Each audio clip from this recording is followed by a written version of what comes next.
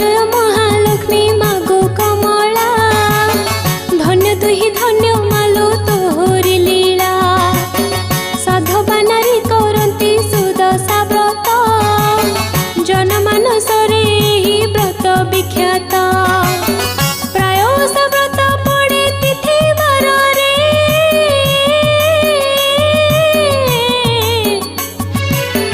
एसा पड़े टिके भिन्न भावरे तिथि बार भिन्न जेउ आशा पड़ई जोग जो व्रत बोली ता नाम हुई सुदशा व्रत भी एक जोग जो व्रत नारी माने पाली थांती मिसी समस्त